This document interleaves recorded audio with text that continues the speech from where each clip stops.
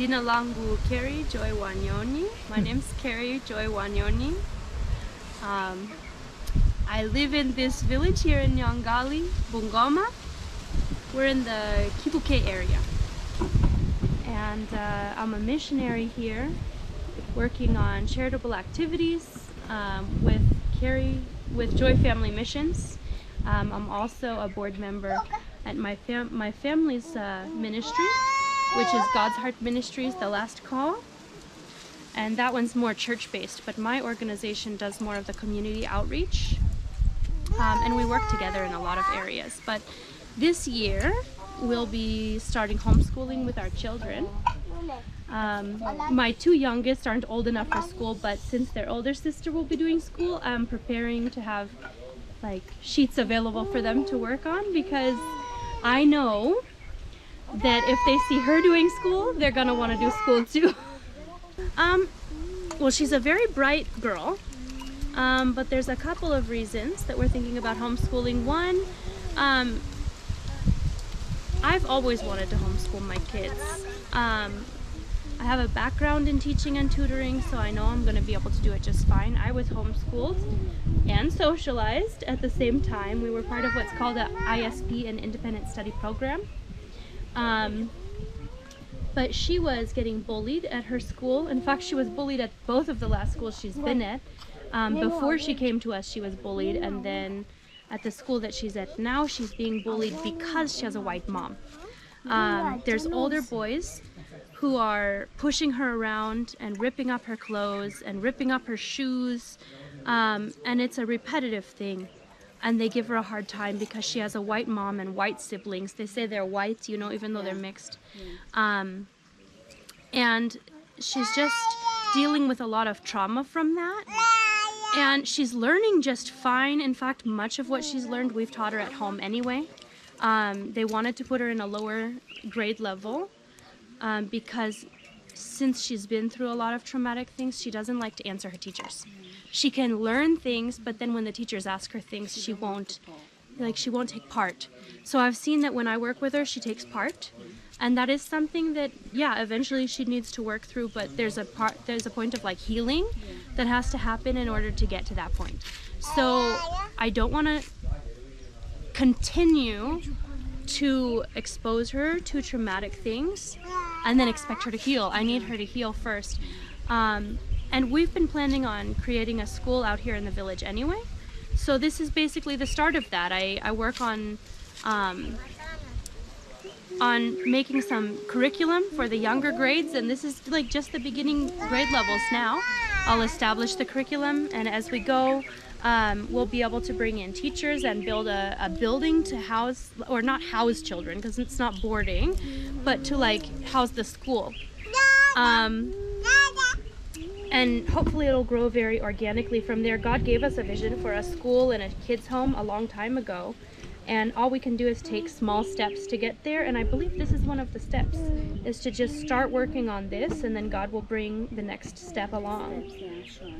Is able to differentiate between the normal school and the homeschooling, or that she has idea? I don't think she has an idea of what I'm talking about with homeschooling yet, until she starts experiencing it. As it grows, I haven't planned a uniform yet. I do plan on making uniforms eventually because we always have kids around our house, you can see. And when other kids are over, I want them to be able to respect the fact that my kids are schooling. They can take part in the schooling if they want to, but they need to respect the fact that my kids are actually schooling. So let me see these ones. There you go, sweetie. Thank you. Oh, you want that one? Here you go. So I am planning eventually, because if it does turn into a school, we'll have to have uniforms. Oh, it's okay. Maybe Zachariah can help you to pick up the ones that fell, huh, buddy? Thank you for helping. Oh. Here's one more. Zachariah.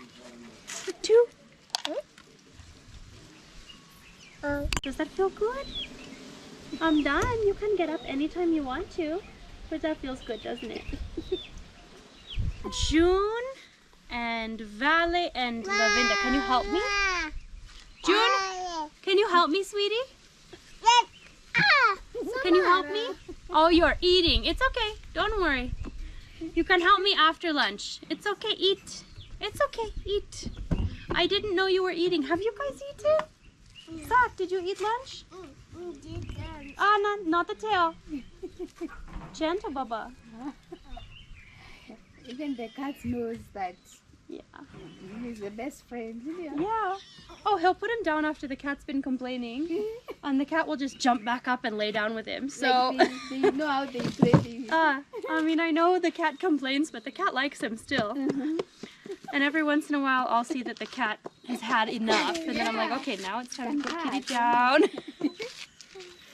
Because at least cats, I grew up with cats Yeah, my whole so you life. like I cats. understand cats. Yeah. Okay. Homeschooling is schooling your kids with school materials at home. A lot of people in Kenya will hire a teacher and come and teach in the home. Some people teach themselves. Some people teach other people's kids at their home. But it's just teaching course materials, official course materials, at home.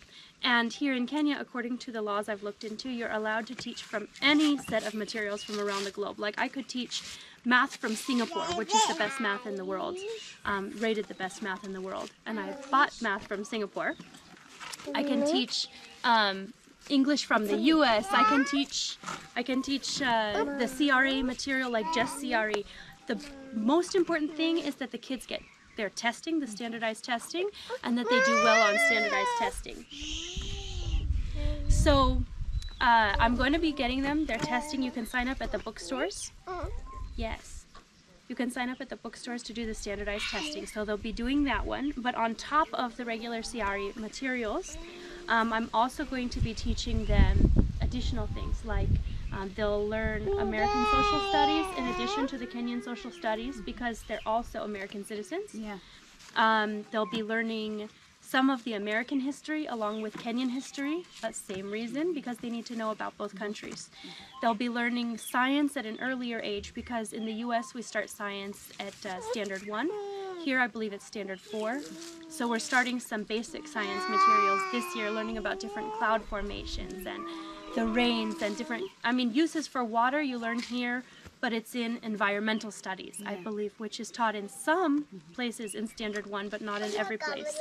So we're doing environmental studies, but I'm adding American science on top of it.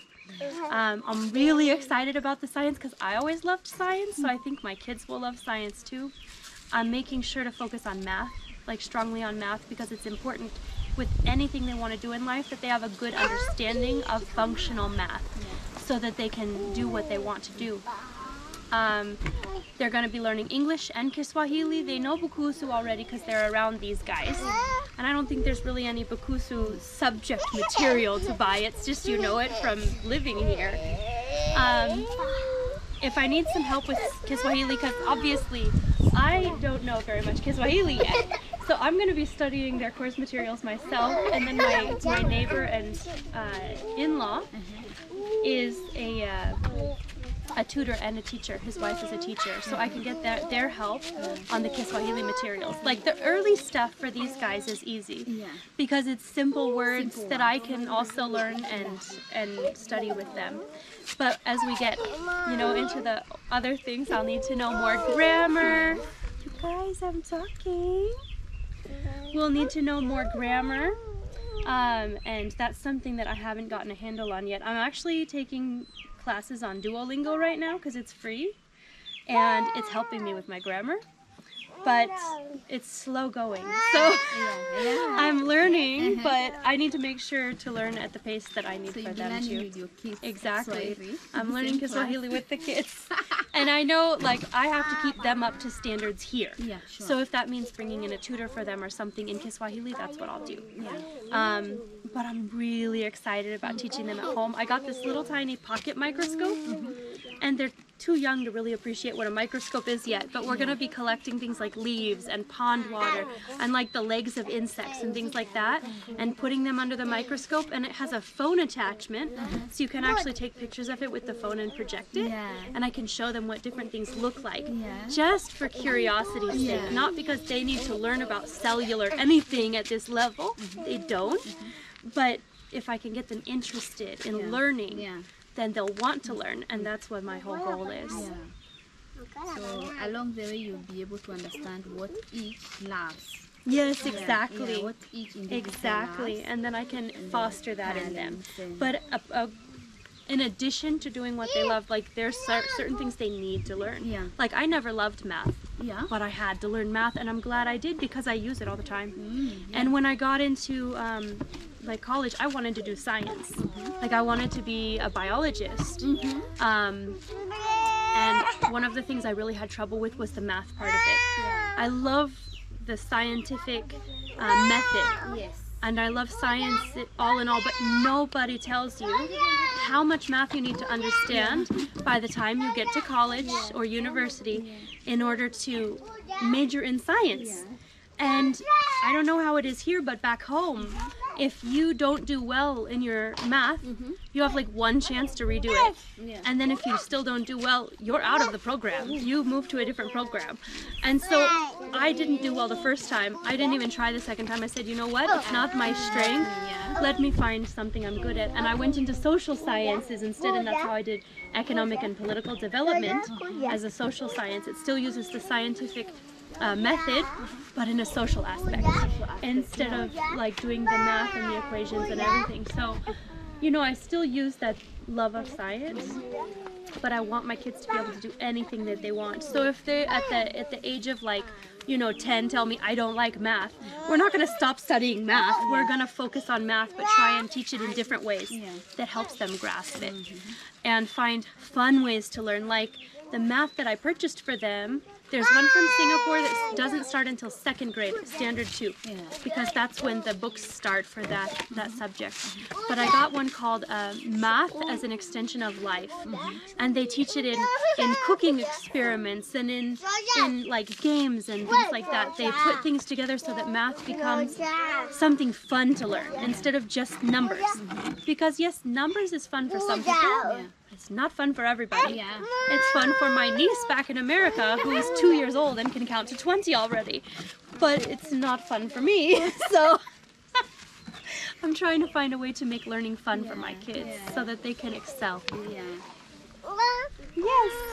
And hopefully, I mean, all in all, we feel called to open a school. So, like a village school.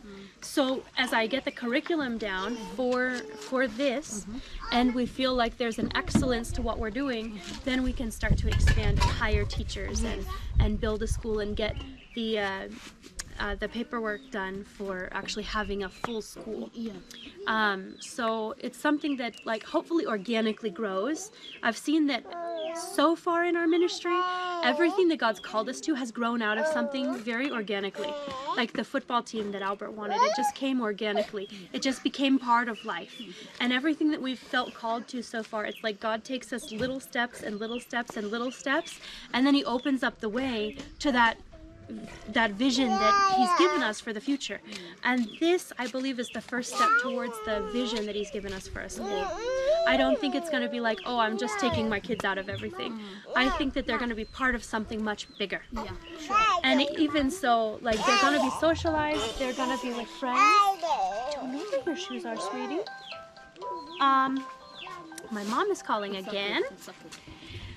Did you? There they are. They're next to the door.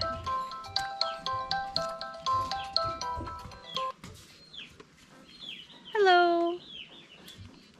It's okay. What's up? Grandma Ruth has something she needs to give me. She said if all of you guys come down, she'll give you sweets. And then you can bring mommy the chili powder, okay? Yeah.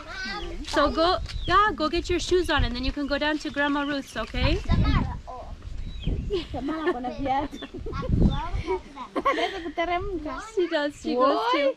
My sister will take care of her. Oh, there you go. Good job. They ask me almost every day, Mom, go for Grandma? Because Grandma gives them sweets. We're not waiting until like the afternoon, but there are smaller kids that like to come. So we'll do like games with all of them. And they'll do like the song and dance things and the like the rhymes and the songs that have motions that go along with them. Because I know that's part of the program here anyway, but I want my kids to learn not only the ones here from Kenya, but the ones we know from back in the US, so I'll combine them too.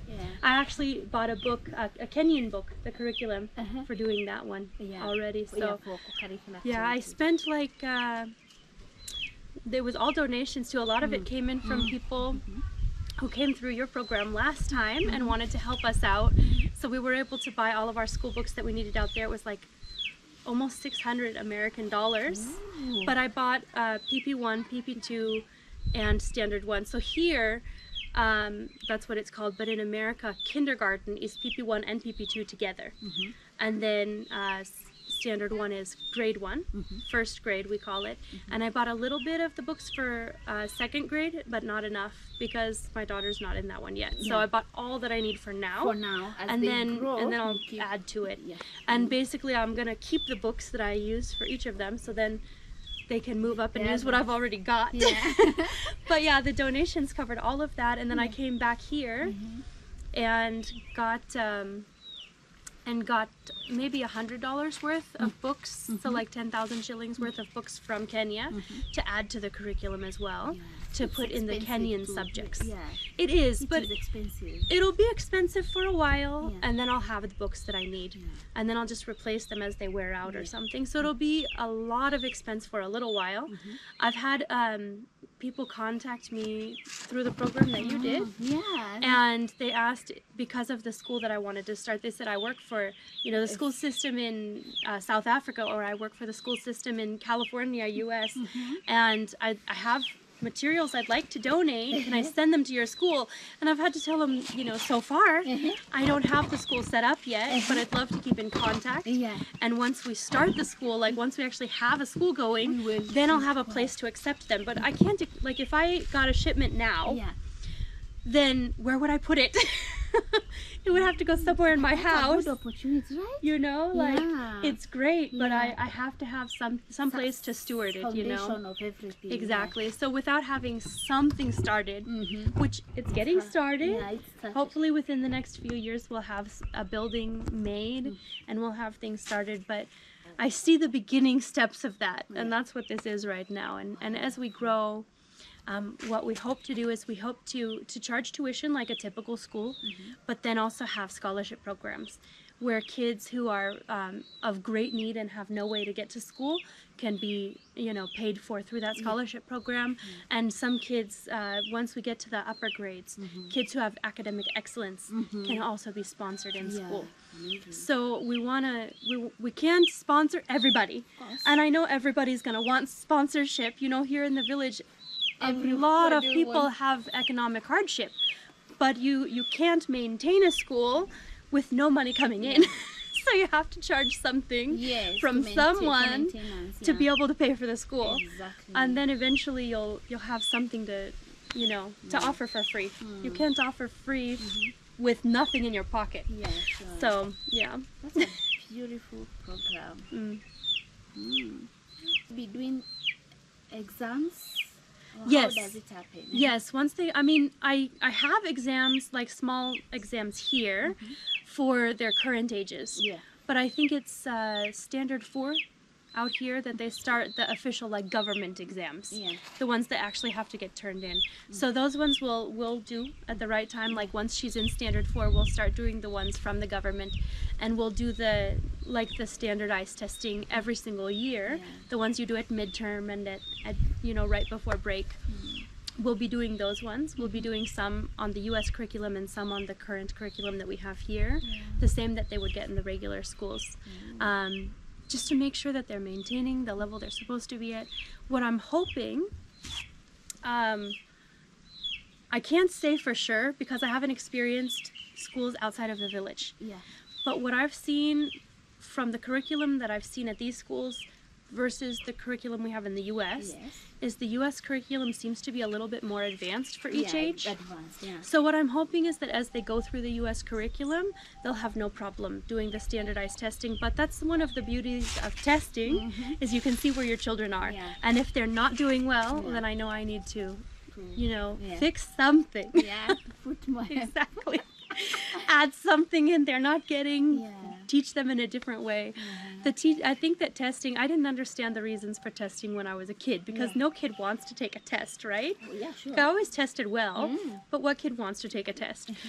But I think the testing is really for the teachers in the school system more than it is for the kids, so that they can see, like, how are the kids doing that I'm teaching, and what do I need to improve upon to help the kids that I'm teaching. It shows where the strengths and the weaknesses are, so that we ourselves can improve upon what we're doing, or make adjustments for kids that might, because some kids have learning disabilities, and outside of the disabilities, some kids have different styles of learning.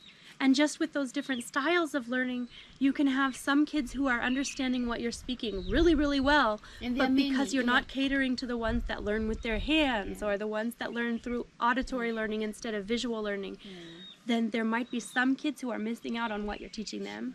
And so you need to see what the strengths are of each child and cater to that as well, Because what happens in school a lot of times, even back home, is that the teacher will have one teaching style, and so one group of kids learns really well, and the other kids who And have your different group are styles. the best kids. Exactly. Yeah. And it's easy for teachers to think, well, these are the good students and these ones are the bad students. Because But sometimes it's just a learning style issue, you know? Some people learn differently than others. So I need to, and I know Zachariah and June are more hands-on learners. So I really need to harness that. And a lot of kids at this age are hands-on learners. And as they grow, the auditory and the visual, matures with them. But I need to do a lot of hands-on activities. I'm planning on doing STEM. I was telling Ben earlier, I was planning on doing some STEM activities because they take sticks and they try and build a bridge and they, I mean, age appropriately. You do the STEM activities for each of them and they learn because they're physically doing something with the materials. Now, part of the reason I'm really happy that we have a refrigerator, which sounds weird, I had someone when I was in the US anonymously give us a gift saying, please buy a refrigerator for your kids because that way you can have more of a balanced diet. Learn about you. I had people ask me what are things that I need at home, and that was one of the things that I had on my list. That was one of my priorities because it allows me to keep produce for a longer period of time. It doesn't just sit out. It helps me to keep like meats in a freezer so then I can like cook them for longer periods of time. If you cook some beef one night, you can put it in the refrigerator. You can eat it again in 2 days instead of having to eat it again that same day to use it up.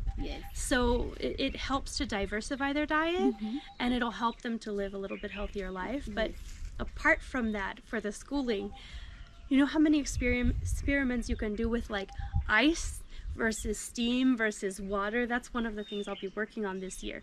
And without that freezer, I wouldn't be able to have ice. I'd have to go to like a restaurant in town or something so that the kids can see ice. You hear it smells. Exactly. So now I can show them ice and we can learn about ice versus water versus steam.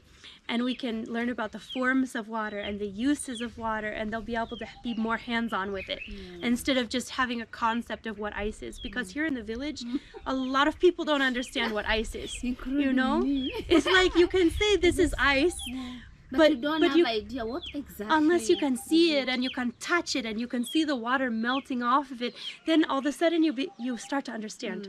I remember when I was in first grade, I remember my first grade teacher bringing in ice and water, and then she had a little rice cooker and she cooked rice in a rice cooker at school and she showed us the steam coming up and she said this one is water that's evaporated, that this is the gaseous form of water, and we got to touch the steam and touch the ice and touch the and somehow in getting our senses involved we learned so much better. I still remember it. I learned about clouds when I was little. They took cotton and we had to take those cotton balls and make different kinds of clouds, the little wispy ones and the cumulonimbus and all of the, and I remember doing it because I had my hands on something. Yes. So that's what I want for my kids. That's what I want for eventually kids that we teach is that they get to be interactive with their learning, not just sit there and be told something and have to somehow remember all of it. I want them to be able to interact as much as they possibly can. I bought these blocks, these colored blocks, and they can build letters and numbers with the blocks. Instead of just writing it, they can build something. So it can help them, as you know, kinetic learners, I believe it's called, to learn better. So you can tell I'm excited. I have so many things I'm excited about with this.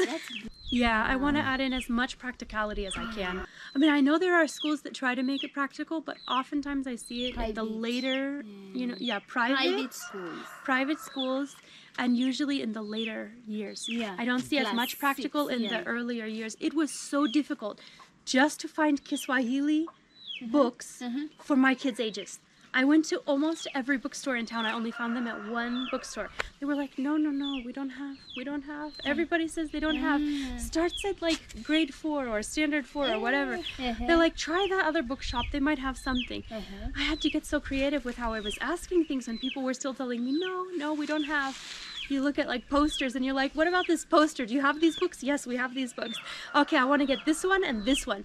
Oh, we don't have those ones. We just have the dictionary from that brand. You know, so it's Bungoma. I know that there's only so much of a market, so you have to keep what you can sell. Yes. Thank you. Can you go put it on the table? Thank you. Thank you. Did you guys get sweets from Grandma? What of other kids? Yeah. What? Yeah. So we lived in California when I was very young.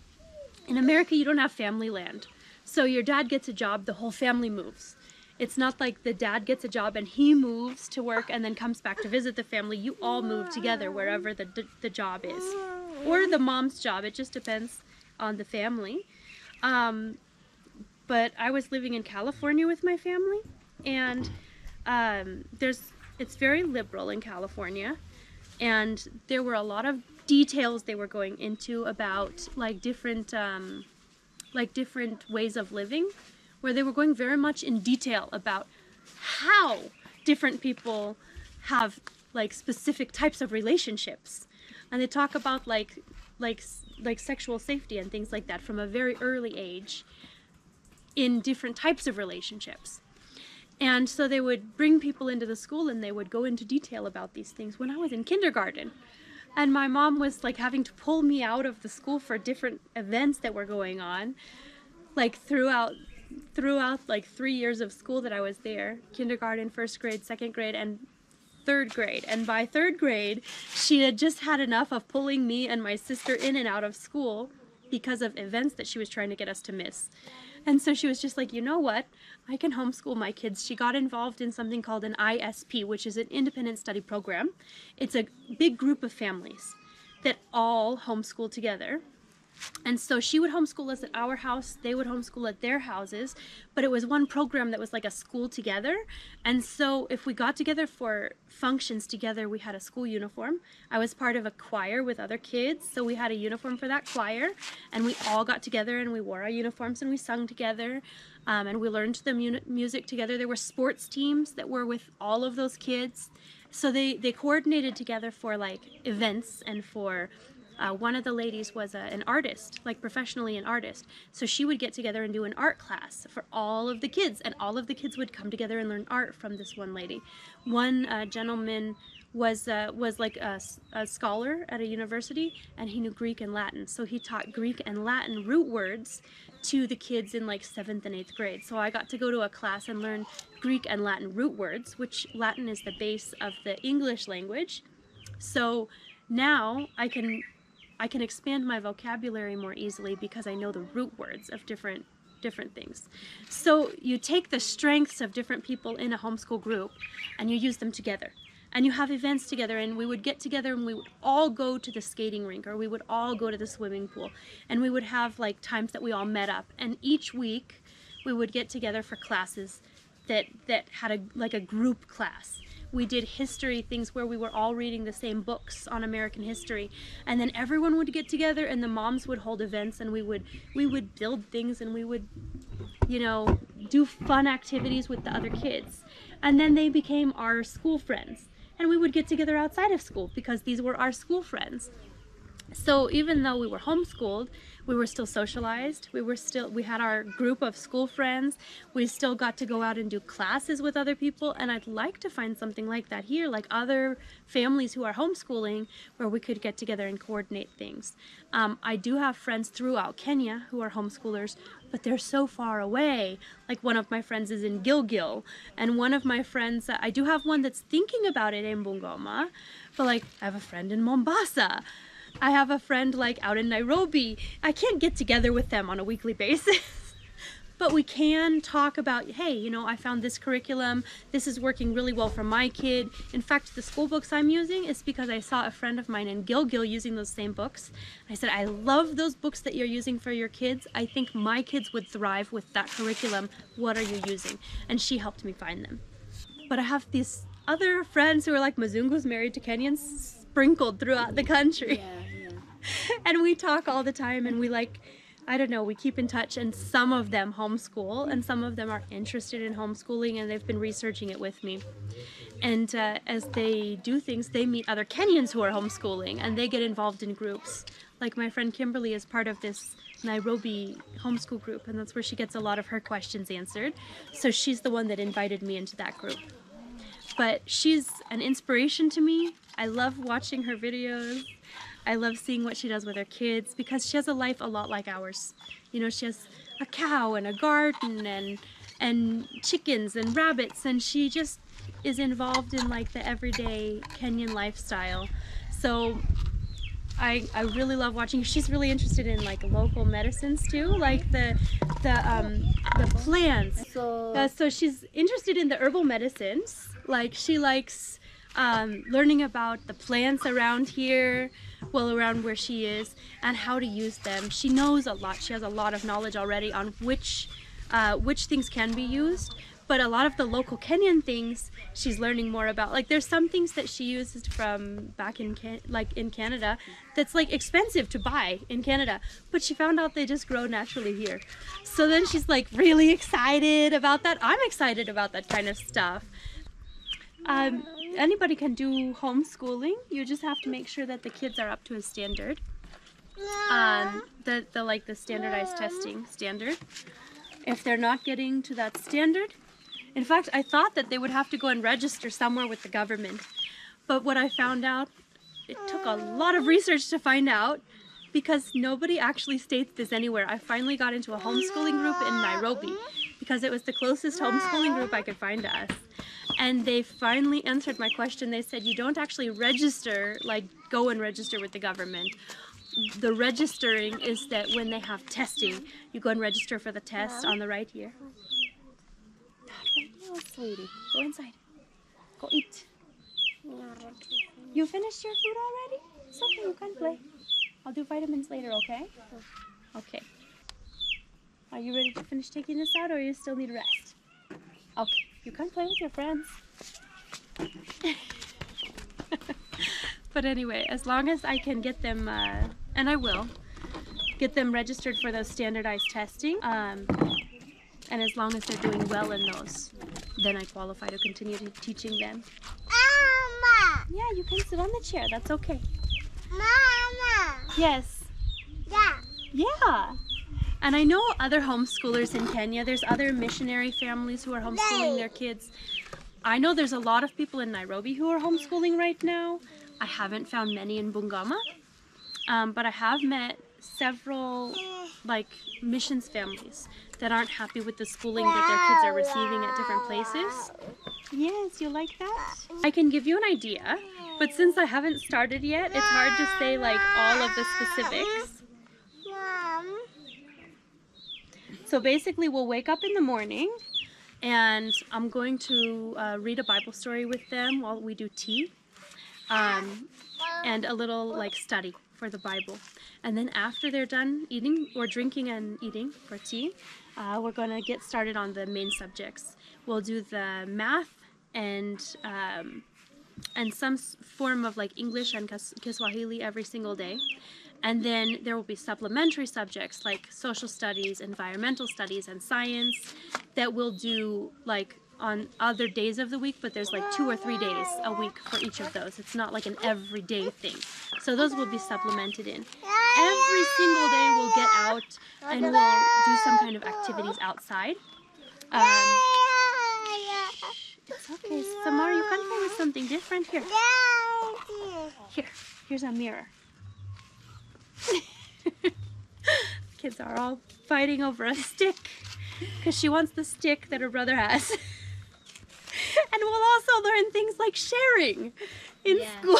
Yeah, sharing. You know, that's actually part of social studies. Yeah. They teach about sharing and politeness and saying goodbye in the right way and greeting your elders and different things like that. Like, that's all part of social studies.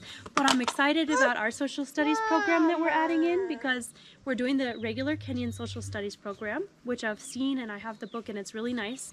But we're also adding in the American social studies program, which has some of the American stuff, of course, but it also teaches about what culture is. And it goes from country to country, teaching not only geography, but it talks about how to say hello in different languages. And it talks about just little pieces of culture and family life in different areas of the world, so that the kids can understand that life isn't just what they see, but there's different types of life lived all around the world. I'm so excited about that. It talks about like what your specific story is for your family, for your culture, where you're growing up, and then what other people's stories are, that everyone has their own story in life. And every year it changes and it grows a little bit more as well.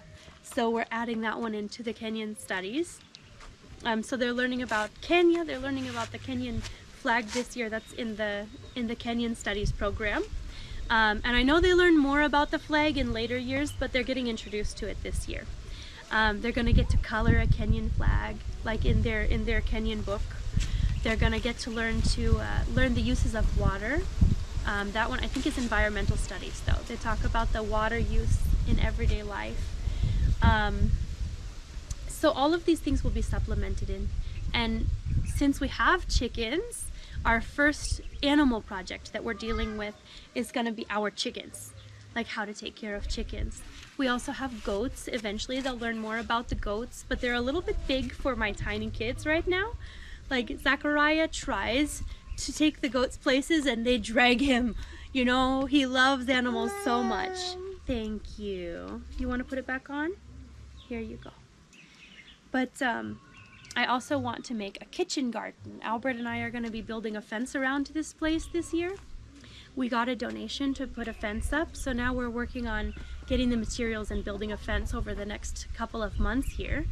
Like, I have to get the school started first. I have to know what the schedule's like, and then I work around the schedule.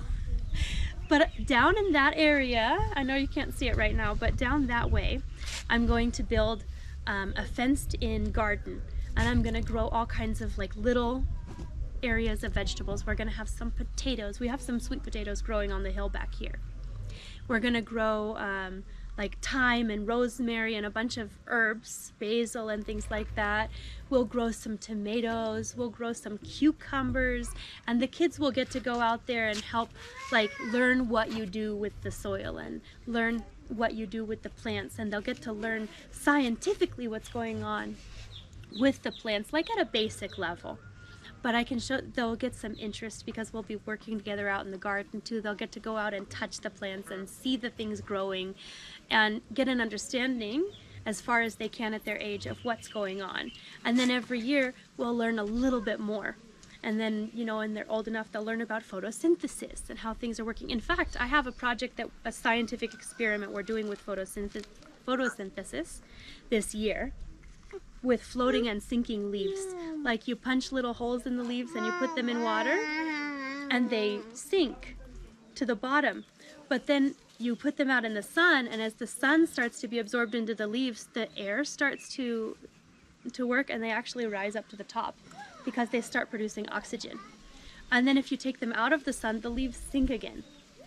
So I'm going to teach them with that one. They might not understand all of it yet because they're very, very young, but it'll be fun for them to start learning. And then over the years, as we learn more, they'll start to remember why things are happening. So, yeah. My kids run around the whole neighborhood every single day with their friends because we're in the village. But I'm going to be taking them out, and we're going to be going exploring, and we're going to be going and doing trips together and things. We went, I know school hasn't started yet, we went swimming a couple days ago, and this is going to be something we do a couple times a month as a school project to teach them how to swim, to teach them about water safety and things like that. And we're going to do other trips to other families to learn other things, and we're going to be doing like trips to other, I'm going to try and coordinate like trips to different people's farms to see how different people are doing what they do, to do field trips, but then also to go on walks every day around here, like to and from different places. That's going to be part of their physical education, to get them out and to get me out and to walk around and to be active. There's these banyo routes in the back here, so we don't have to go out where the cars are. I'm not too happy about, like, I don't care about this road out here. I know how to be safe, but trying to watch 3 kids on that road, as small as the road is, there's a lot of like boda drivers that come tearing down that road like really, really fast, and a lot of car drivers, and they don't pay attention. There's a lot of people who have lost their lives out on this road here, just this small road in front, and I need to make sure that we're safe. So I'll teach them road safety, but typically we keep them away from playing or walking on that road. We like to walk on these back roads, like behind the house a little ways that way. We have a banyo route that comes up here. It's a small local road. The picky-pickies can go on there, but they'll tend to go very slowly. We've got banyo routes going back into the mountains here, up onto that mountain there. We like to go up there and do prayers and Bible study sometimes. This big rock here, we call it our mountain. It's not our land. It used to be Albert's grandfather's land. But because it's here next to the house and the whole community goes up there and uses it, we just call it our mountain. And we like to go up there and we study the clouds and the stars, and we talk about nature. We show them Uganda because you can see the Uganda mountains from up there, and we talk about the city because you can see the city from there. So we'll take them around. Like, it might not be the same as going to and from school every day, but we'll definitely keep them active and keep them walking around the area. I haven't yet.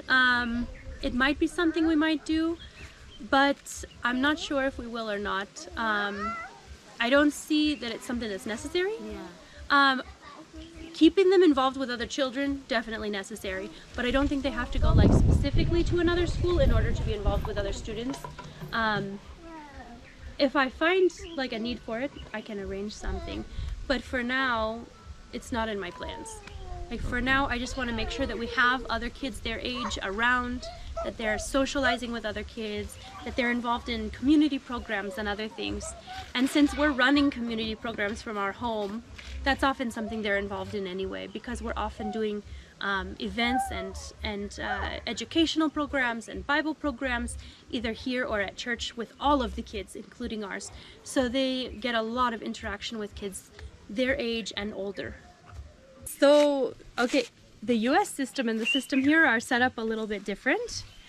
So the US curriculum, you have kindergarten, which is the same here as PP1 and PP2. As far as if you look in the books at what's actually taught, PP1 and PP2 are contained within kindergarten, which is either 4 or 5 years old back home. And then you move on to first grade typically through 5th grade nowadays. And then 6th, 7th, and 8th grade are middle school or junior high. And then there's 9th grade through 12th grade, which is high school. So here, it's almost the same years, but you have PP1 and PP2 instead of just 1 year. And then you have, let me see, you have your grade 1. It's grade now. They used to call it standard, right? And then they changed it to grade. Now it's grade. So, and that was after I moved here, it changed. Yes. So I've had 2 things to adjust to. So it's grade 1 through grade 5 still, I think. They changed it this last year. That's the primary. And then you've got your 6th, 7th, and 8th, which is now junior high school or junior high school. Yes. What do they call it? Junior high Yeah, school? junior high school. So basically the same as home now. Junior secondary, that's right. Junior secondary. So it's the same years as junior high school back home. And then 9th, 10th, 11th, 12th would be your Form 1 through Form 4. And that's your high school or secondary. So it's basically the same. It's just PP1 and PP2 that's different. Everything else is structured the same. It's even like, you know, set in the same sections. So I can pretty much keep the American system and the Kenyan system side by side throughout, and supplement with both. So they'll be able to pass based on the curriculum that they do here, and then also have the American stuff added in. So that if they wanted to apply to a university in America when they were finished here, then they'll have the opportunity to do that, and they could take the standardized testing to enter into that university, and they would know what they need to do. And if they wanted to enter into a Kenyan university, they would have everything they needed because they went through the program here as well. So it sounds like a lot of extra work, but it really isn't, because, you know, math and English and all of that, they all have the same rules everywhere. Oh, what do I do? And then you just add in a few extra little things so that they know about Kenya and they know about America, and there might be certain things as they grow that are more emphasized in America than they would be here, or more emphasized here than they would be in America, and those emphasis will just, you know, deal with each year as we do them. I do research. Like this year I did a lot of research to see what the requirements are in Kenya, what the requirements are in America for that age range, and now we're teaching all of that. So how will you be empowering them when they go outside the world, things to do with their skin, because they are mixed kids? Yes. So when they interact with black people, sometimes they will have questions. Why are you so brown than us and we are black? Or maybe when they interact with white kids, to avoid such kind of bullying. How are you empowering? Well, they haven't learned much of that yet, because they live in the village, and honestly I don't think they realize they're any different, because they're more surprised when they see other white people than if they see the Kenyans. I think they just think they're, same as everyone, because I'm actually surprised. When Zachariah came out, I was expecting him to be darker than he is. In fact, the doctor came to me and he says, I wasn't worried at all, okay? My kids are beautiful. He came to me, he says, don't worry. In the next few months, he'll get darker. Zachariah is more brown than Shamara. Actually, it's the opposite. Samara, when she was born, she was almost as dark as Zachariah was, with his skin already tan from the sun. And now she's darker than him. He stayed very light. I don't know. He has more wiry hair than she does. She has more hair like me, but her skin is a little darker than Zach's. But I don't know how I'm going to teach them. I'm going to deal with it like as it comes. But they are learning, a bit in social studies and geography and stuff about all these people throughout the world and the different skin colors and how it works. So already I talked to them about the fact that mommy is white and daddy is black, and so they're mixed. It's okay. She's getting a bath and she doesn't like getting her hair washed. But I already talked to them a little bit about it, but they're not at the point of understanding yet. We prepare them, right? One of my big things is I'm concerned about bullying, because I've seen the bullying already with June, because it's like, your mom is white, and there's this belief that because I'm white, she's privileged. Yeah. That she has so much more privilege in life, that somehow she might grow up rich or something, even though we live here with everyone, we live in the same way as everyone. But I mean, honestly, now we have a refrigerator. No one else in the village has a refrigerator. We have a TV because somebody who watched your stuff actually talked to me and said, I want to buy books for your kids. And I said, our books are all purchased already, so I can buy books for next year. And she says, no, don't worry, I'll give you money for Christmas presents. Get Christmas presents. So we got dolls for the girls and fake makeup, and the boys got, the one boy got a little truck set with a track that his trucks go on, and we got a TV for the family. because everybody wanted a TV. So we watch sports together, and we watch movies together, and we like to put up like we have a jump drive with some gospel music. We like to put that on and like keep that on in the house sometimes, because these kids are music kids. They love music so much. But thanks to that, they have a few things that, I mean, there's other people in the village have TVs. A lot of people in this village have TVs. Even before we had electricity, people had solar TVs. Way before I ever had one. But there are things, because we have access to people abroad, every once in a while, if I have an emergency, I might have access to more emergency funds than someone else. But it's also the reason that we've been able to help so many people. Because sometimes there will be a family that has nothing, and then I'll write my people back home. I said, listen, this family has nothing. They're getting too skinny, they need help, and then because I have that access to emergency funds, sometimes people help. Sometimes people tell me, I also have nothing, I'm sorry. But sometimes people help. And the good thing is, after I visited the US, we were able to talk with several people who said, okay, we want to support your family this much every month.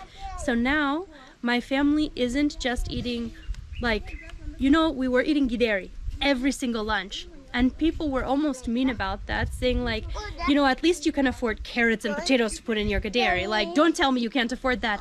I couldn't afford that. Literally, I could barely afford the maize and the beans to put in the gideri. Sometimes I didn't eat and I let the kids eat. I know you would never believe that because I don't look like I don't eat.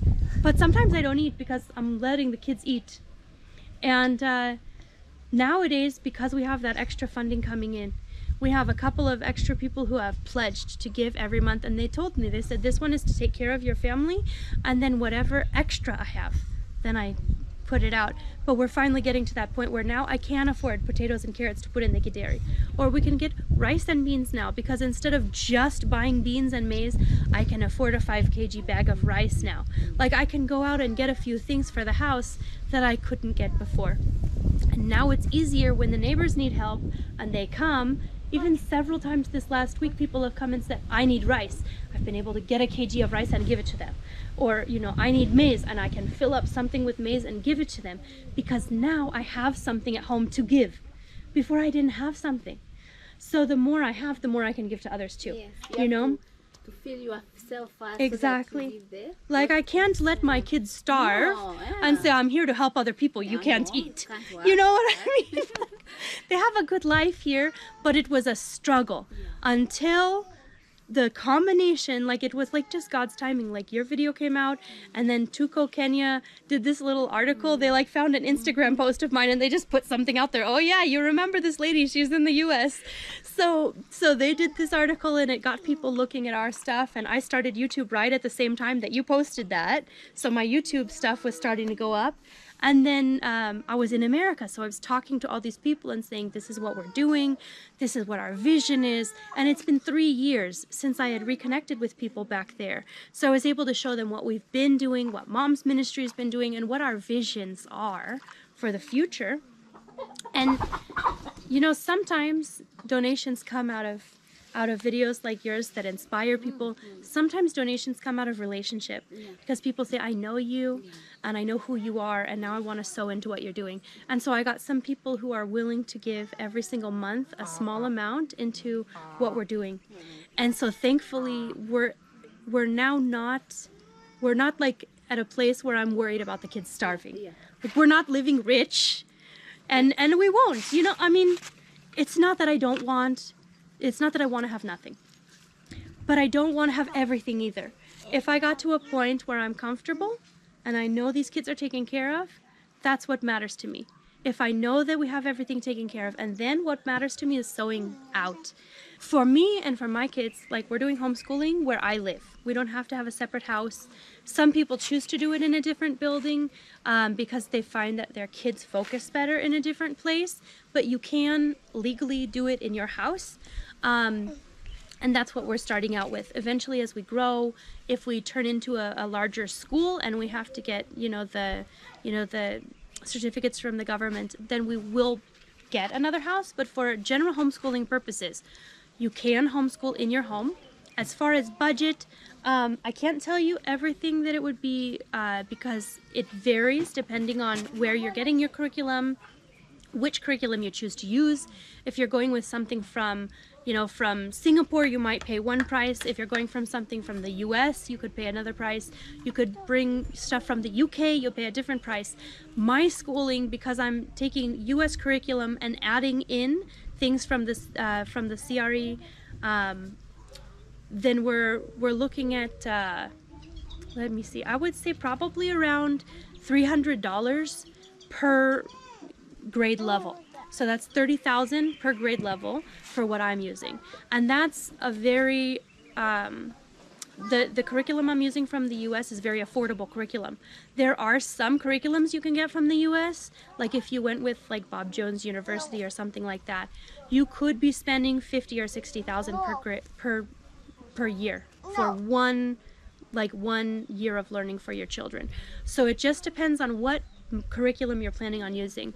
The best one that I found for my kids and for their specific needs cost me around $30,000 per year right now. But as they get into the higher grade levels, it's going to be more because they're going to have more subjects that they have to add in. Because it's about, for me, about $5,000 per subject that they're learning. And as they get into like their junior high school and their high school years, or their junior secondary and secondary years, there will be more subjects to add in there. One thing I have found is that you can find used books that are like new. You can go through like Facebook Marketplace, or back home there's stuff, let me see, like Amazon.com is something that we have back home. People out here can use Amazon, but it's a lot of shipping to ship to Kenya. But Amazon.com has like used school books and things like that you can buy for a lower cost because they've already been used. And I know there's bookstores here, even in Bungoma, that sell used materials that you can still use. I bought some used materials here in Kenya already. Like my my social studies book that I bought for the kids is a used material. So if you're trying to keep it more budget friendly, look for the used ones. But if you can't find used, you're probably looking at around with outside materials, $30,000 per year or more. Kenya, maybe $20,000 to $25,000 if you're getting just the Kenyan materials. I had to kind of supplement the two together. But again, it just depends on the curriculum. Certain curriculums that you find are better curriculums and they're more expensive. Some of them are more expensive just because of the name. But I'd say plan for about $30,000 a year. Up and down from there. Which is quite affordable for someone who wants to homeschool. It is.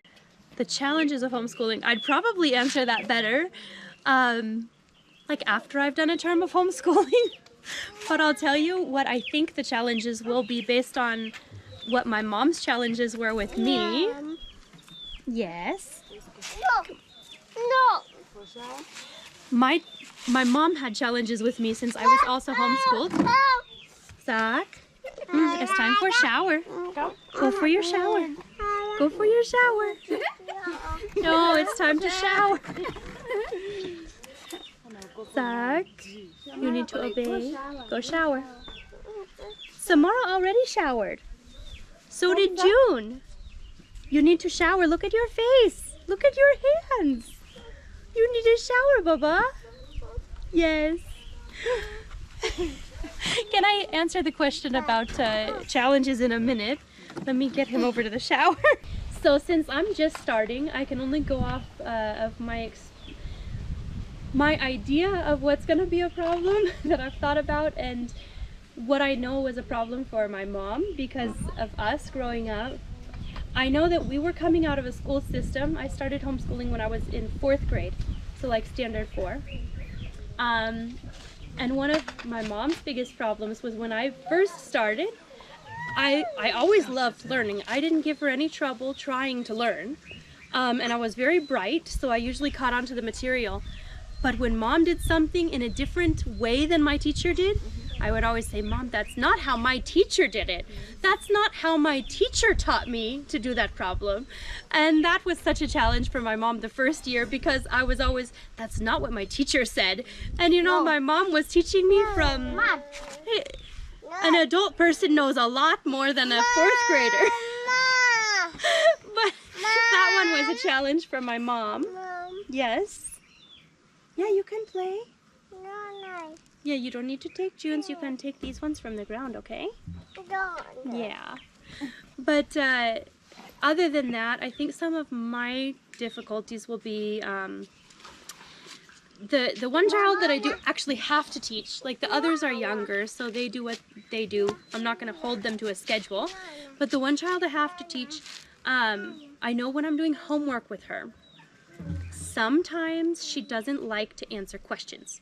She can know what we're talking about, and it's a challenge to try and get her to speak the answer or to do the answer because her mind is somewhere else. Yeah. So it's engaging her in a way that she will participate in her learning. I know with her specific personality and her specific challenges, I might have trouble engaging her to the point where she wants to take part every day. There will be days where she's excited to take part, and there might be days where she's just like, I'm not feeling this today, Mom. And I have to try and overcome that with her. So I can't tell you the methods that I have found yet. I'm praying to God for wisdom in that area so that when I encounter that, because I know it will come up at some point, when I encounter it, I can somehow overcome. I can somehow get her engaged. I know that a lot of times when I've tutored other children, like even back home, I was helping my niece with her math homework. And with her, she hates math. So she gets to a certain point and she's just like, ugh. And you can almost see the focus fly out of her brain. She's just like done. One of the ways that I've learned to teach kids in that way is now that's gone, let's get up, let's get active for a few minutes, and now that we've been active, now we can sit down, we can focus again. And you can see it. You can see it where they're like, now I'm focused and now I'm not. Like you get to that point where it's like they can't even make themselves focus. Get them active. And with her, with June, I think that's going to be the key, is to get her active when she can't focus anymore. To get her involved in doing something else and then come back to it. Not be stuck to like a strict and stringent schedule. Because when we do that one, I think it's going to be like a little bit unmovable. And she might just get to the point where she's just like, I'm done, I can't do this. Even if she can. So if she gets to a point where she's stuck or she's bored and she's just not engaging, I'll try doing something else to get that engagement back and then come back to what we were having trouble with. So I think we'll find that on certain subjects, like in the past I've seen the most difficult one is probably when we face like trying to read. She gets frustrated with trying to read. She's happy about reading. She had a moment last year where she realized, wait, these letters make real words. Like I'm writing something that actually has a meaning. And when it registered in her mind that this thing that she's doing on the paper has an actual meaning, like she's writing Baba, she's writing Mama, and she realized that it actually means these things, there was an engagement that came with that now I'm doing something that matters. And then she started engaging. But then, you know, she can still get really bored with the reading and writing. I've seen that that's the subject for her. She can do it well, but she can get to a point where she's just done. She's tired. So I'm just trying to find ways to make it fun. Because when you can make it fun, you know, it'll be less difficult for them to focus. What of people who are going to watch this video and they get interested with how you want to start educating your kids and maybe want to bring their kids and to join your kids for some, maybe of course, agreement. I am open to that as an eventuality. I'm not going to be running a boarding school, so it's going to have to be people that are around here. But the first, as far as like this first year, or at least the first term here, I need to find a balance. I need to make sure that the curriculum works and that it's working well for my kids. And then once I'm confident in the curriculum, then I would be very open to people who are around who want to participating. As long as they're covering the cost of their kids, you know? Like, you know, I have to make copies for the homework. If I have to make copies, I have to pay money for that. If I have to feed the kids, there's money for that. So it's not like making money, but it's just covering the cost of what it would take for the kids to be here. But I wouldn't mind homeschooling some other kids in addition to mine. And if it grew more than that, more more than just like a few people interested, I would definitely look into registering with the government as a school and hiring. I actually have someone that I've talked to already, that when we do start doing like PP1, PP2, standard 1, standard, like I have some people who are educated in that way. Yes, we can move that one. You want to sit down next to mommy? Yeah, that's the microphone. That's what, you remember the microphones at church where you say, hallelujah, hallelujah. They don't want me. Why were you? But yeah, there's a couple of ladies locally who are educated in that area and don't have jobs currently. Yes. I wouldn't want to rip people out of other schools. Yeah. I'm not the kind of person, even when we establish like a chapel and a church for our ministry, like from Albert's and my ministry, we're not someone who's like trying to take other people's congregation. We just want to work with people who want to work with us. We don't want to take from other people. Like, I don't think that's the proper way to run business. I don't think that's the proper way to run charity. It's not the proper way to run church. I believe in loving everybody, including the other businesses, including the other schools, and whatever.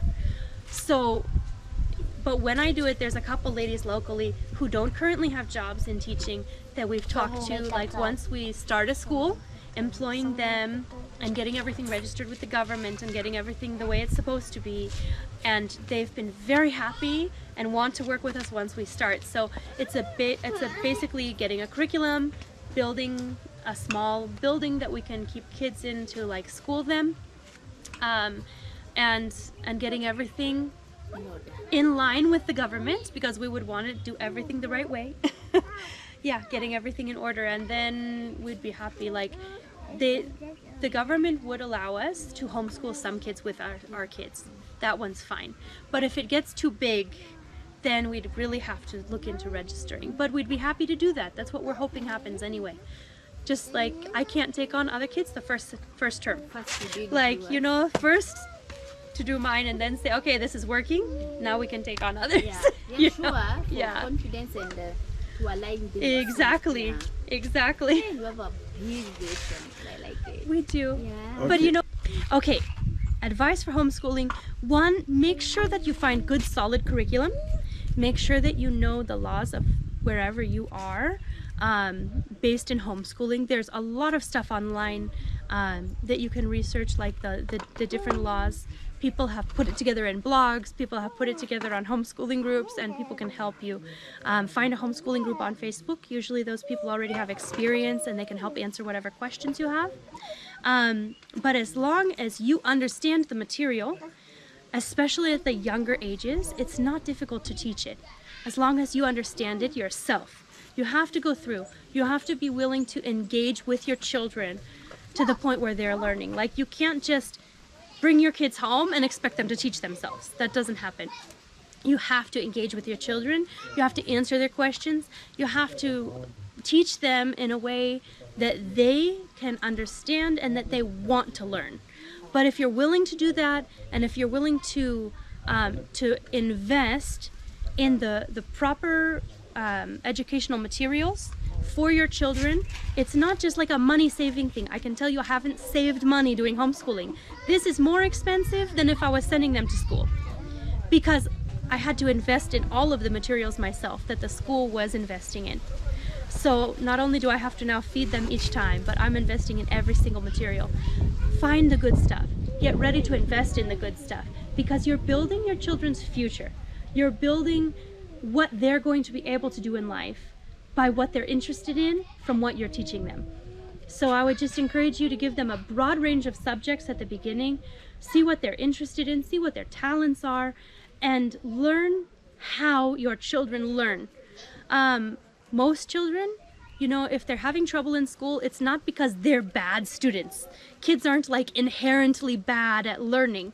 Sometimes they might have something blocking them from understanding something. Try to come at it from a different angle. Try and teach it in a different way. Try and overcome the obstacles that you see in your children, because if your children are, I had one person tell me this one time and it really sunk in with me.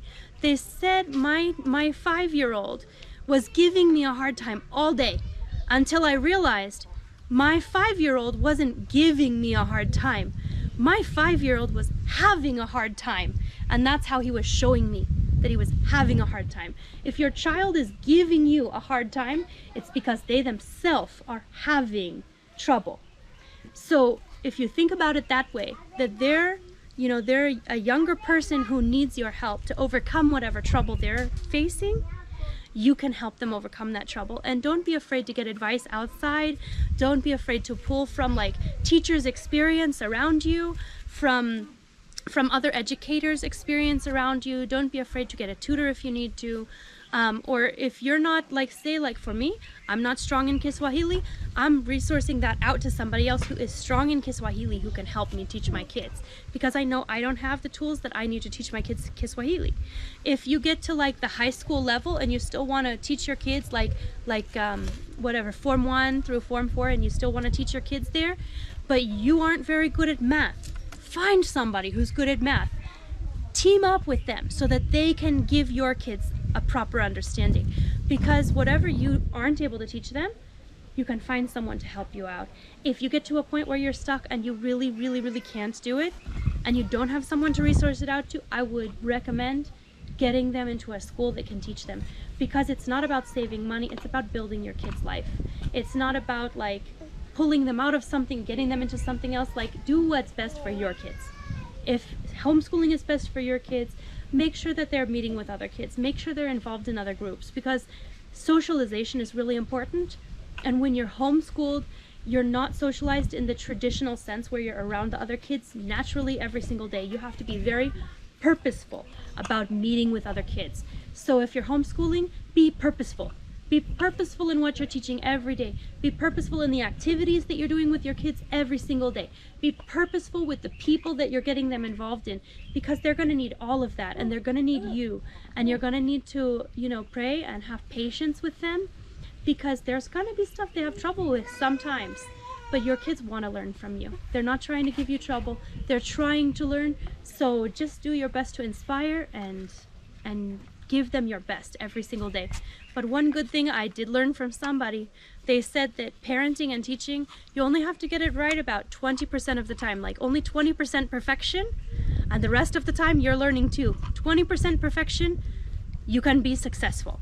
So just give it your best shot. If you mess up one day, if you are frustrated one day, if you get up and you're sick one day and you have to like reschedule for Saturday to teach them again, be flexible. You don't have to be perfect.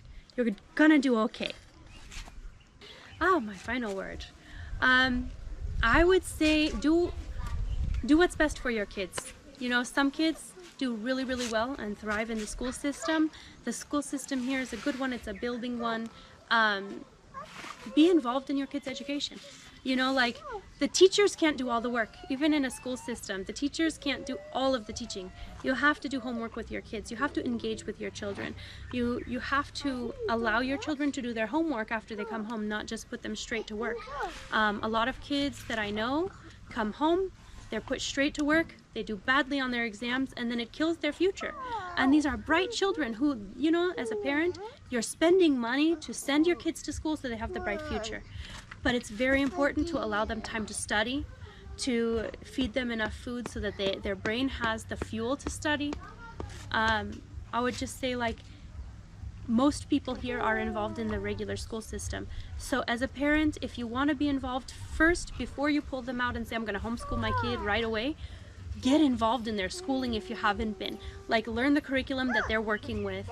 Teach them the areas that they're having trouble with, work on helping them improve in those areas. And if you see that there's something that you believe you can improve upon by homeschooling, then by all means look into it. Otherwise, there's great programs out here. There's great teachers out here.